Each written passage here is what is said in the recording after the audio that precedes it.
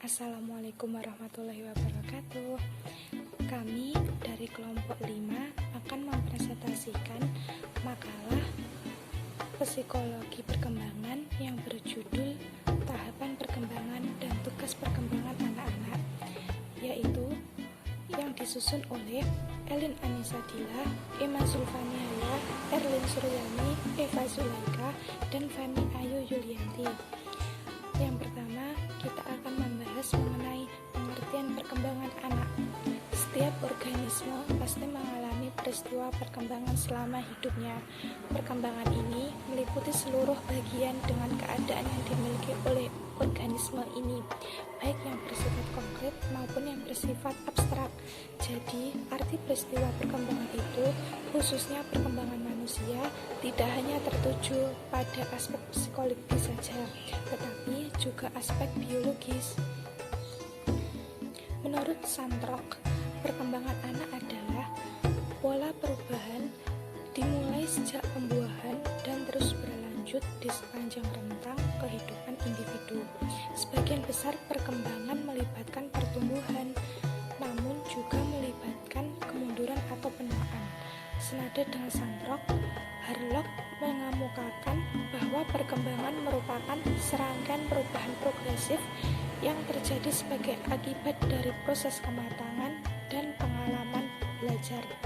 Dalam proses perubahan yang dialami oleh individu di sepanjang hidupnya, ini mencakup dua proses, yaitu yang pertama evolusi atau pertumbuhan dominan pada masa bayi dan kanak-kanak, dan yang kedua involusi atau kemunduran dominan pada masa dewasa akhir.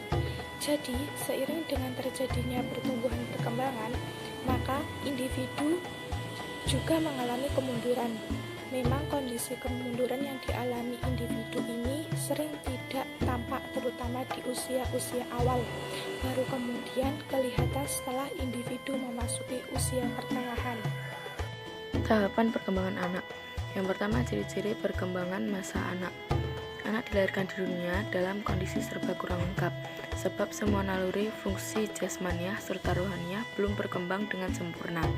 Oleh karena itu, anak mempunyai kemungkinan panjang untuk bebas berkembang. Yang kedua, perkembangan fisik.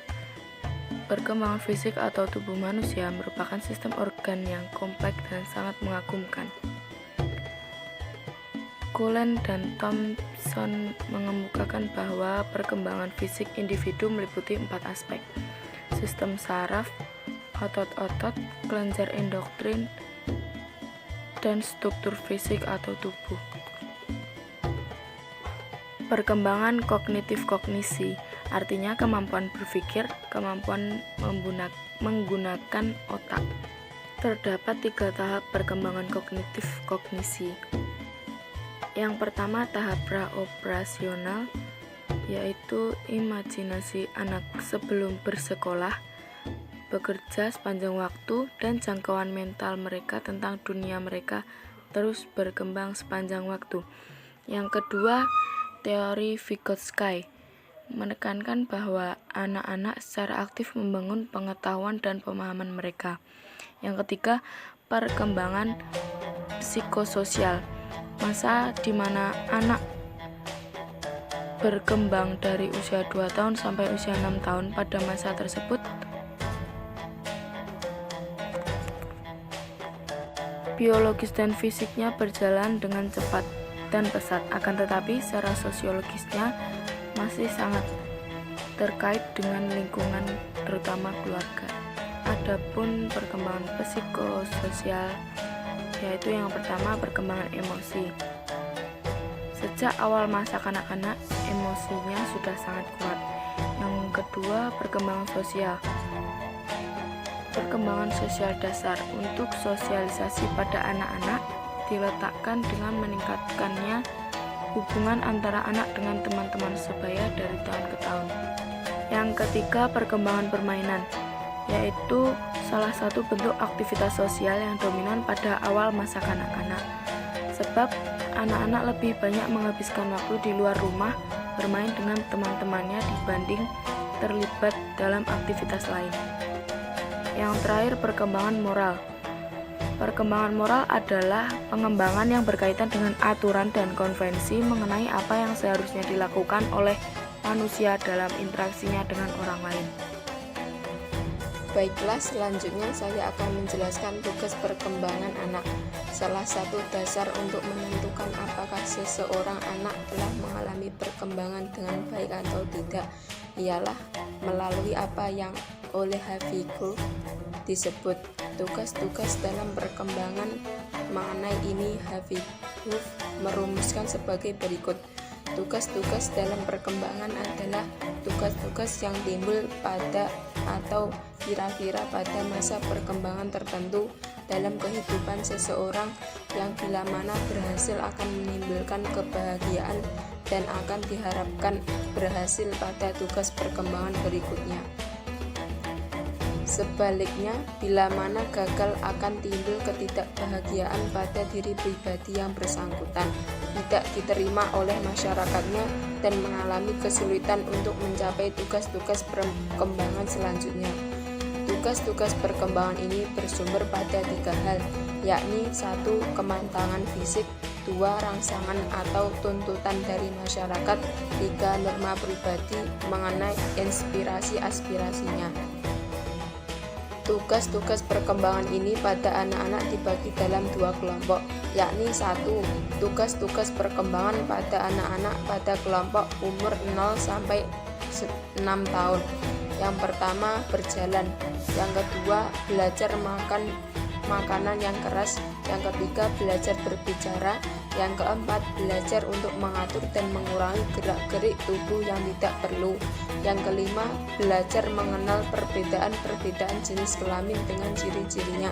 Yang keenam, mencapai stabilitas fisiologis. Yang ketujuh, membentuk konsep-konsep sederhana mengenai realitas sosial dan fisik. Yang kedelapan, belajar untuk melibatkan diri secara emosial dengan orang tua, saudara-saudara, dan orang lain. Yang kedua yaitu tugas-tugas perkembangan pada anak-anak pada kelompok umur 6-12 tahun.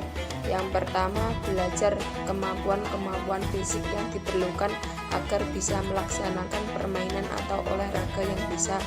Yang kedua, membentuk sikap-sikap tertentu terhadap dirinya sebagai pribadi yang sedang tumbuh dan berkembang. Yang ketiga, belajar bergaul dengan teman-teman seumurnya. Yang keempat, memperkembangkan kemampuan-kemampuan dasar dalam membaca, menulis, dan menghitung. Yang kelima, memperkembangkan nurani, moralitas, dan skala nilai. Yang keenam, memperoleh kebebasan pribadi. Yang ketujuh, membentuk sikap-sikap terhadap kelompok-kelompok sosial dan institusi.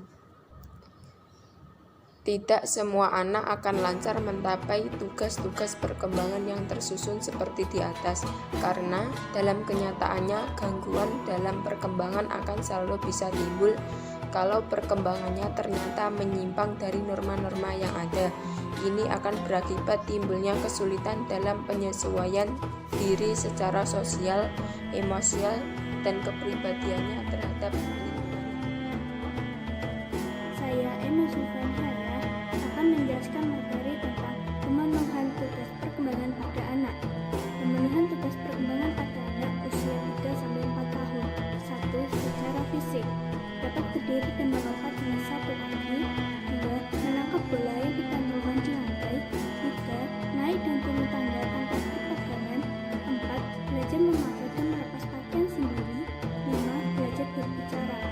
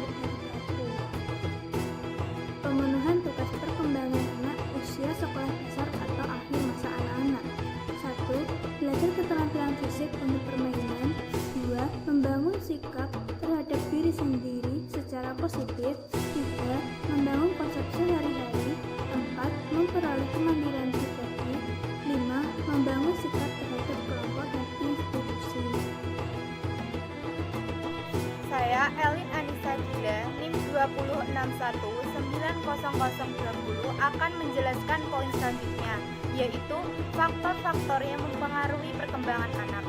Adapun faktor langsung yang mempengaruhi perkembangan anak, yaitu faktor konsumsi atau gizi, infeksi, dan pola asuh anak.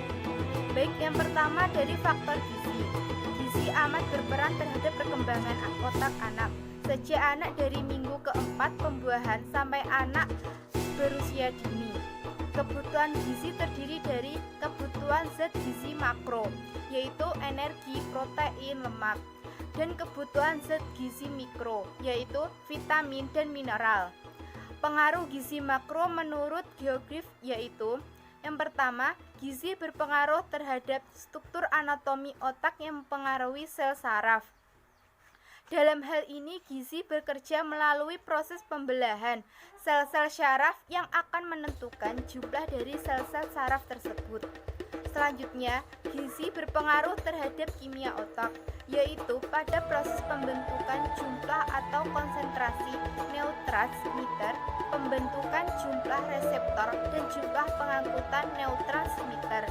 Zat gizi makro yang amat diperlukan untuk membantu proses kimia otak adalah protein dan lemak lebih dari 60%. Oleh karena itu, lemak penting untuk perkembangan otak. Faktor yang selanjutnya yaitu infeksi. Penyakit infeksi adalah suatu penyakit yang disebabkan oleh kuman penyakit seperti bakteri, virus, jamur, cacing, dan sebagainya. Infeksi yang terjadi pada seseorang akan menyebabkan tubuh kehilangan zat gizi sebagai akibat respon metabolik dan kehilangan zat gizi melalui saluran pencernaan. Sedangkan infeksi lainnya yang juga dapat menyebabkan penyakit pada janin adalah varicella, ekovirus, malaria, HIV, polio, campak, listeriosis, leptospira, mycoplasma, virus influenza, dan virus hepatitis. Penyakit infeksi ini merupakan salah satu faktor resiko terjadinya gangguan pertumbuhan dan perkembangan tingkat sel dan penurunan nafsu makan. Faktor yang terakhir yaitu pola asuh. Pola asuh berarti tindakan pengasuhan anak yang dilakukan berulang-ulang sehingga menjadi suatu kebiasaan. Maka relevan dikaitkan dengan pengukuran status gizi dalam jangka lama. Pola pengasuhan anak, sikap dan perilaku ibu atau pengasuh lain dalam hal kedekatannya dengan anak, seperti memberikan makan, merawat, kebersihan, memberikan kasih sayang, dan sebagainya. Semuanya berhubungan dengan keadaan ibu dalam hal kesehatan, status gizi, pendidikan umum, pengetahuan, dan keterampilan tentang pengasuhan anak yang baik, peran dalam keluarga atau di masyarakat, sifat pekerjaan sehari-hari, adat kebiasaan keluarga dan masyarakat dari si ibu atau pengasuh anak. Perkembangan anak juga dipengaruhi oleh stimulasi dan psikologis, rangsangan atau stimulasi khususnya dalam keluarga, misalnya dengan menyediakan alat mainan, sosialisasi anak, keterlambatan ibu dan anggota keluarga lain akan mempengaruhi anak dalam mencapai perkembangan yang optimal. Faktor lain yang tidak dapat dilepas dari pertumbuhan dan perkembangan anak adalah faktor sosial ekonomi.